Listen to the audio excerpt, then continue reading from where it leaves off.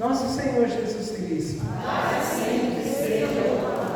Dando continuidade ao nosso seminário de vida no Espírito, quando nós fazemos aí um curso, muitas vezes esse curso se chama seminário. Então o seminário é um estudo intensivo, é um curso que nós estamos fazendo para nós darmos continuidade nesse ano.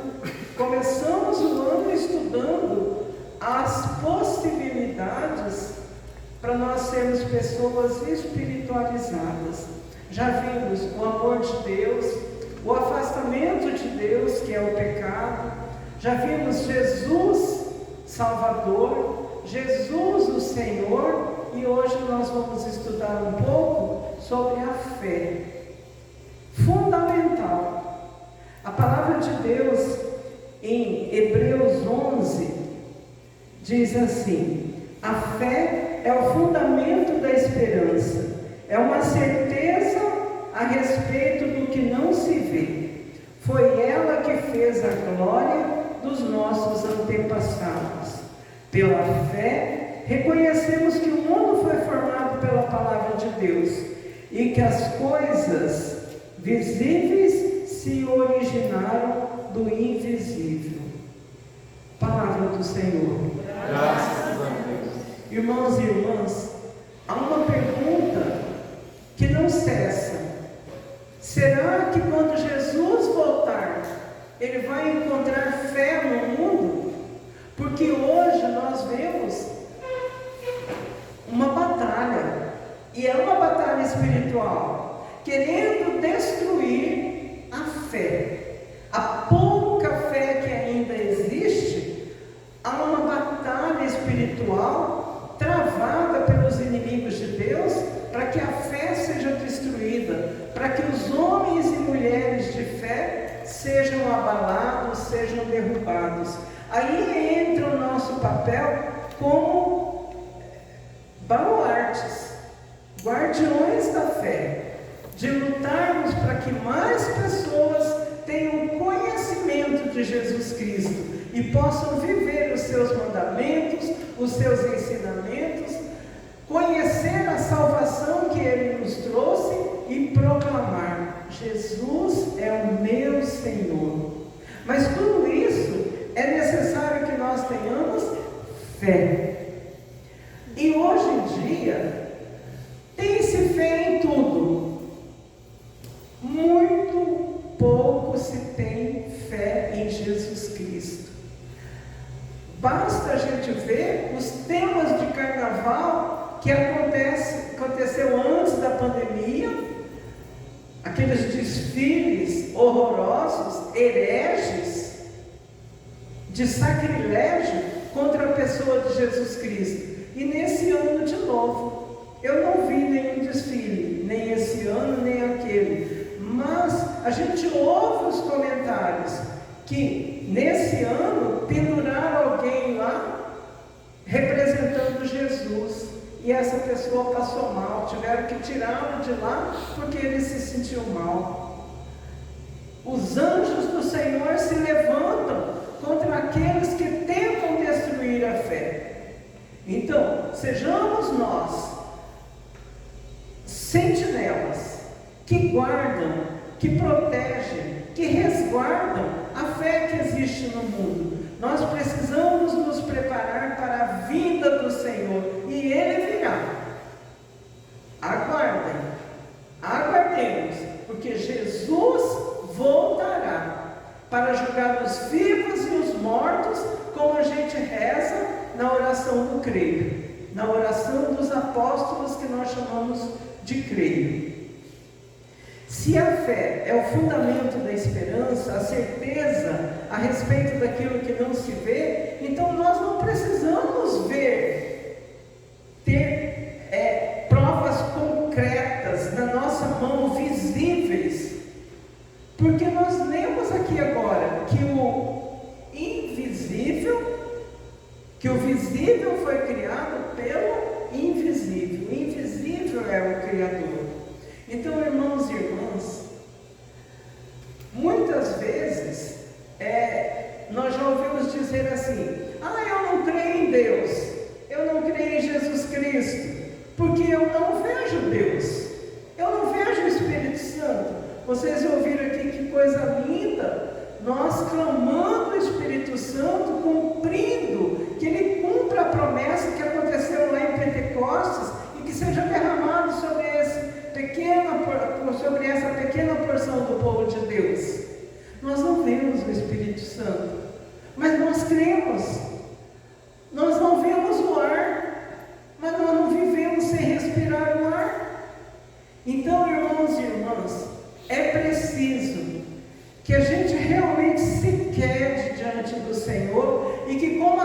centurião que pediu um dia lá para Jesus: Senhor, eu creio, mas aumente a minha fé, que nós possamos também dar esse passo de pedir: Senhor, eu creio, mas aumenta a minha fé. Eu quero crer mais, Senhor. Eu quero acreditar que milagres existem. Eu quero acreditar na Tua presença ao meu lado. Eu quero acreditar que os anjos me acompanham a minha família. Só assim vai ter sentido a nossa oração.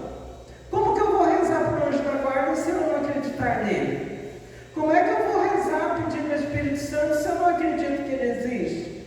Como é que eu vou comungar o corpo e o sangue de Jesus se eu não acreditar na presença real de Jesus na Santa Eucaristia? Como é que eu vou acreditar em Deus que eu não vejo, mas que tudo criou e que do nada criou o céu, a terra, como nós estudamos no primeiro dia do amor de Deus? Vejam, irmãos e irmãs, esse passo na fé vai mudar a nossa vida. E muitas vezes, como eu mesma testemunhei para vocês hoje aí, a gente passa por dores, por sofrimentos, a gente passa por necessidades, a nossa casa e a nossa família muitas vezes se abalam. Por quê? Porque nós não nos permitimos dar esse passo na fé. E quando nós permitimos, que beleza, que bênção! Eu contei para vocês aí hoje, e não é mentira não, o tio depois pode até contar para vocês, do japonês que ele me levou para fazer um exercício, me botou nas costas, me sacudiu, e me estralou tudo, e ele falou: pronto, matou a mulher não anda mais, né? Mas não adiantou, o que me curou foi Jesus Cristo. O que me curou foi abrir o meu coração e largar de ser teimosa, porque, portuguesa teimosa, né, bem? Eu sou uma portuguesa teimosa, sabe? Mas no momento em que foi anunciado para mim, com esse seminário de vida no Espírito, anunciado para mim as maravilhas da vida espiritual, a graça e a bênção da gente viver uma espiritualidade profunda, séria, e que transformou a minha vida, e que transformou o meu coração, e que transformou a minha família, e que transformou o nosso casamento, e que fez essa obra acontecer, né? É graças aos passos na fé que nós podemos ir dando. Por quê? Quando nós demos o passo para fundar essa comunidade, nós sabíamos como seria? Não sabíamos. É o fundamento da esperança, a fé. A fé fez com que nós pudéssemos dar aquele passo. E lá na frente, certamente o Padre Mário já estava vendo, porque ele falou para nós: vamos fazer uma estrada larga dessa porta aqui, né, dona? Por quê? Ele nem sabia que ia fazer aquela avenida lá embaixo. Aí vieram e decretaram área de preservação aqui. A gente já tinha um trilheiro aqui, não tinha a estrada larga dele, mas tinha, né? Fechou. Vocês acreditam que vai fechar para sempre? Não vai. Porque se ele viu, se ele profetizou, um dia essa estrada vai ser aberta e nós vamos passar pela estrada larga que o Padre Mário profetizou. É preciso a gente ter coragem de acreditar naquilo que o mundo não acredita. O que o mundo acredita? Por exemplo, o mundo acredita no Google. Você pergunta qualquer coisa, até eu corro lá e vou pesquisar no Google o que significa. Hoje mesmo nós fomos à missa na Auxiliadora, vimos lá uma frase em latim, né? E ficamos perguntando: o que será que significa isso? Procurei lá no Google, significa: esta é a minha casa. Ah, bom. Então, muitas vezes hoje em dia nós deixamos de acreditar no Senhor, mas nós acreditamos no Google, que é obra humana. Mas nós não acreditamos em Jesus na Santa Eucaristia, nós não acreditamos na presença do Espírito Santo, nós não acreditamos nas curas espirituais. Ah, mas cura espiritual que a senhora está falando é ir lá no centro espírita receber um passe? Não, claro que não. Em nome de Jesus, não. Hebreus 9:27 fala: ao homem só foi dado morrer dizer, não tem reencarnação, não tem essa história de espiritismo, de ir lá para tomar passe, isso é tudo invenção. Não creia nisso, creia em Jesus. Não creia naquilo que o mundo prega, creia naquilo que está na palavra de Deus. É aqui que nós temos que nos fundamentar, é aqui que nós temos que nos formar, é aqui que nós temos que ser doutores. Quais são os inimigos da fé, segundo o Padre Paulo Ricardo? Ele falou que o primeiro inimigo da fé, aquelas coisas que fazem a gente ir perdendo a fé. O primeiro é o demônio. Quem é o demônio? A Maria Cecília me perguntou hoje. Na missa lá, ela ouviu a palavra que leram na leitura lá, né? E ela perguntou, vovó, o que é demônio? Aí eu falei para ela, é o mal, é o maligno, é o espírito maligno que perturba o mundo.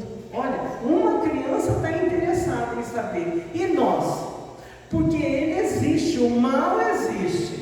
Negar a existência do mal é a mesma coisa que negar a existência do bem. Porque o mal existe. E o principal papel dele é destruir os amados de Deus. Quem é que Deus formou a sua imagem e semelhança? O homem e a mulher. Somos nós. Nós somos imagem e semelhança de Deus. E o demônio quer destruir, quer tirar a nossa fé, quer destruir aquele resto de esperança que muitas vezes nós ainda temos nas dificuldades, nos desempregos, nas dores, nos sofrimentos da vida, que todos nós passamos. Não é porque nós estamos na igreja que nós não passamos por dores, dificuldades, luto. Passamos, mas com Jesus nós passamos em pé.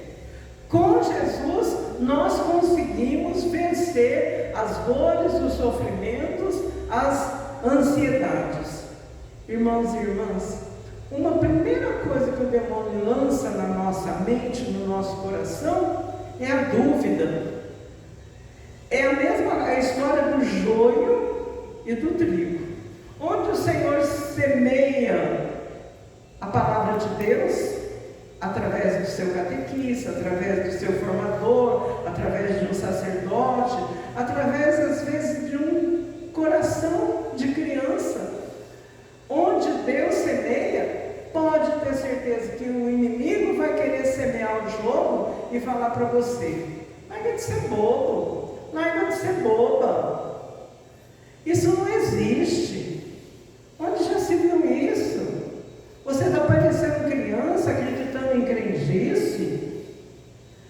Então, quando surgir a dúvida no seu coração, das coisas boas que você ouviu, das coisas boas que você tenta viver, pode ter certeza, tem o dedo do inimigo, para não dizer o rabo do inimigo, né? Porque o que ele gosta de fazer é destruir a alegria, a paz e a serenidade dos filhos de Deus.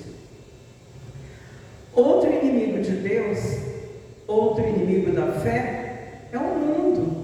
As tentações do mundo são muito grandes. Então aqui no mundo hoje, nós temos más companhias, que se você falar assim, eu vou para o grupo de oração, pode ter certeza que alguém vai falar para você, aquele povo é doido, aquele povo bate palma, levanta os braços, aquele povo acredita no Senhor, e às vezes é dentro da tua casa, viu? Às vezes você não precisa ir muito longe, não.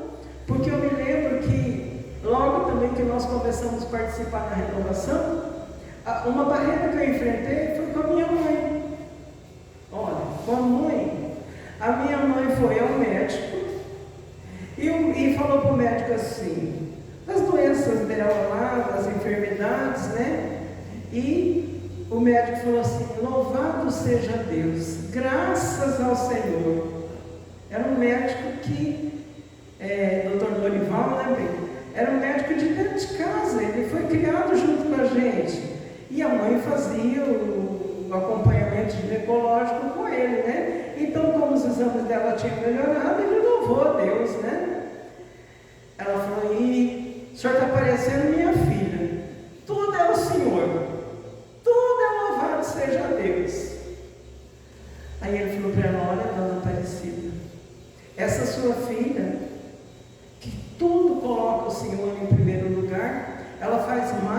senhora do que aqueles filhos que ficam aí o dia todo perto da senhora, mas não dão uma palavra que venha fortalecer, que venha animar a senhora, que não tem fé. E ele conhecia todos nós. Então a minha mãe, depois desse dia, nunca mais falou nada da gente ser pessoas que caminham no Senhor, né? Outro inimigo de Deus no mundo, além das más companhias, as más leituras, os maus lugares que a gente visita, né? Porque às vezes a gente vai em lugares que destroem a nossa fé. A gente vai a lugares que derrubam na nossa caminhada. A gente cai em pecado.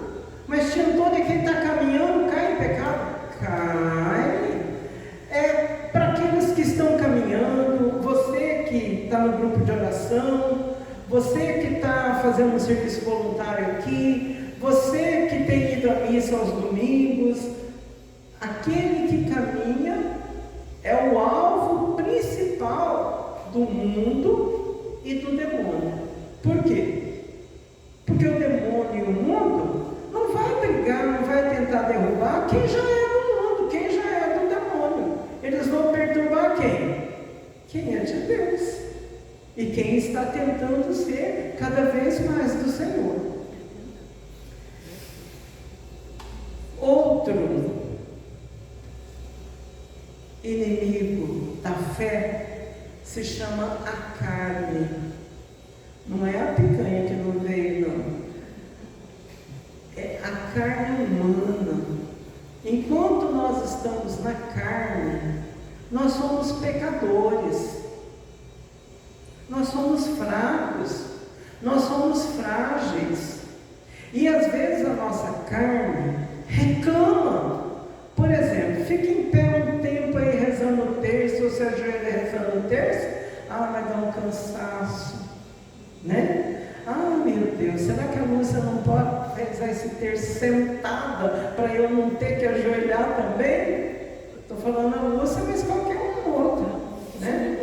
Claro, cada um sabe as suas limitações, principalmente na nossa idade, ou mesmo quem é mais novo e tem problema, limitação, que não pode ficar do jeito, não fique, mas não murmure, mas não reclame. Ofereça ao Senhor o sacrifício que você pode oferecer e que vá doer na sua carne. Não estou falando para você pegar um alfinete e se espetar, que isso é coisa de gente doida. Não, eu estou falando para você cortar na sua carne aqueles desejos da carne, seja na gula, na sexualidade, seja no ponto em que for, aquilo que te afasta do Senhor, é aí que nós precisamos cortar, porque o inimigo da fé, chamado carne, vai perturbar a gente, dizer: para que você tem que levantar cedo para ir, Fátima, na missa das 5h45 da manhã, você sozinha não vai não, você se cansa, depois você vai comungar aqui mesmo, para que você vai lá? Querendo te poupar. É pessoa que às vezes até te ama, né? Às vezes dentro da tua própria casa, mas vai estar querendo te afastar da Santa Eucaristia. Então aí você precisa ter o discernimento.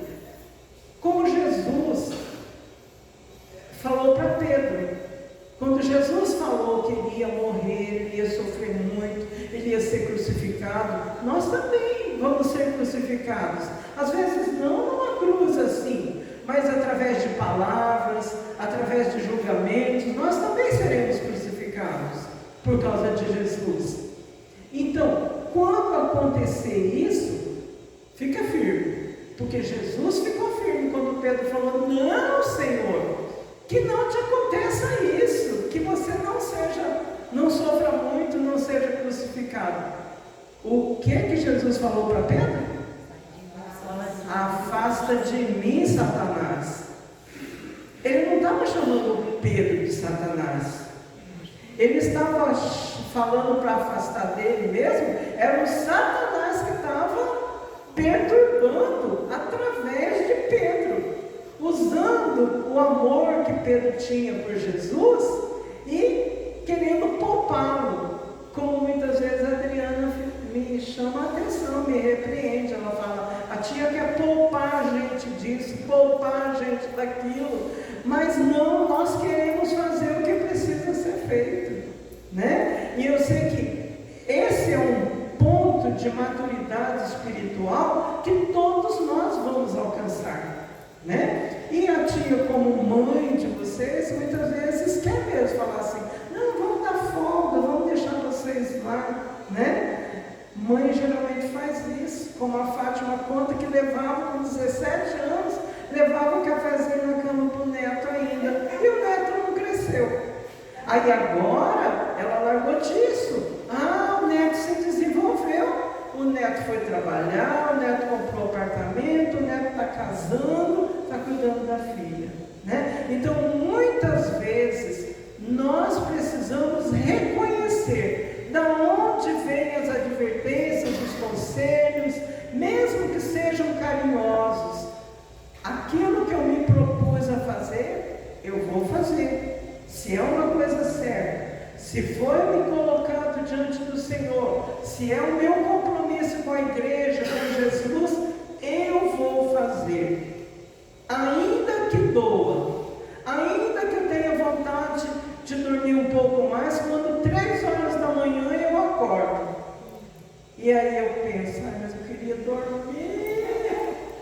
Mas daí eu lembro, 3 horas da manhã é a hora do Jardim das Oliveiras, que Jesus estava sofrendo. Então o Senhor está me chamando para interceder por aqueles que estão passando por provação, por dificuldade, por sofrimento. E aí naquele momento eu me ponho em oração por aqueles que às vezes eu nem sei quem são, mas que estão precisando de alguma graça, de alguma cura, de alguma libertação, ou que estão passando pelo luto, por todos os sofrimentos que os filhos de Deus passam, e nós somos despertados, porque nós somos intercessores, nós somos responsáveis uns pelos outros.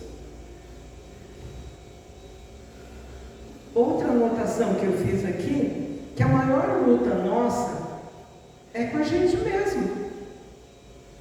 A nossa soberba, nós somos soberbos, a gente gosta de ser elevado, né? A nossa vaidade, a gente gosta de ser admirado, a gente gosta de estar nos primeiros lugares, a gente gosta de ser citado. Dói, né, dona Nicolina, quando alguém chama a atenção da gente na frente dos outros. Dói, por quê? Por causa da nossa vaidade, né? Porque na realidade foi uma brincadeira que o padre Laércio fez com ela, porque ela esqueceu de usar a cruz um dia, e ele na porta da igreja falou: Nicolina, eu que benzi a sua cruz e você não está usando. Por quê? Porque nós somos vaidosos. Então ele não estava querendo magoá-la, mas estava formando, né? É porque ele a ama. Olha como ela é amada. E às vezes na hora a gente não vê isso. Aquela pessoa que nos adverte, aquela pessoa que quer nos conduzir para o caminho do Senhor, às vezes na hora a gente fica com raiva dela. É verdade ou não é? A gente fica com raiva, mas na realidade a gente tinha que abraçar essa pessoa e agradecer. Puxa vida, essa pessoa está me conduzindo para a salvação, porque não tem coisa pior do que a morte eterna. Eu estar lá no inferno, sabendo que existe um céu que eu perdi porque eu quis, porque o pecado mortal é isso. Eu sei que é pecado, eu quero fazer e vou fazer. Isso é pecado mortal, é o pecado que leva para o inferno. Os pecados veniais são aqueles que são mais leves, não nos levam para o inferno, mas nos levam para o purgatório. E de lá, dizem os santos que foram ao purgatório, que do purgatório eles enxergam o brilho do céu, e eles têm que esperar, sabe o que para entrar no céu? A oração nossa, pobres mortais, que temos que rezar pelas almas do purgatório, para que elas possam contemplar a face de Deus Pai. É a igreja. Algum dia alguém vai vir aqui falar sobre a igreja e vai falar sobre essas 3 faces da igreja: a igreja que caminha, a igreja padecente, que é o purgatório, e a igreja triunfante, que são aqueles que já estão no Senhor. Que coisa linda a nossa igreja, né? Autossuficiência, gente. Esse também é um inimigo da fé. A gente quer ser autossuficiente, a gente quer fazer pelas nossas forças. Eu dou conta, eu faço. Eu não preciso de ajuda da minha família, eu não preciso de ajuda da igreja, eu não preciso da oração de ninguém, eu me basto. Eu. Isso se chama autossuficiência. A pessoa não quer depender de ninguém. E a gente consegue não depender de ninguém? Não consegue. Porque nós precisamos uns dos outros e todos juntos precisamos de Deus. A palavra de Deus em Provérbios diz: Deus resiste aos soberbos, mas dá a sua graça aos humildes. Ser humilde como as crianças ao nos aproximarmos do Pai, mesmo quando não entendemos o projeto de Deus. A tia Antônia e o tio Brown entenderam a morte do Jonas? Não, nós não entendemos, mas nós procuramos aceitar a vontade de Deus, sabendo que um dia nós vamos entender isso. Um dia nós vamos contemplar a face de Deus Pai e nós vamos entender.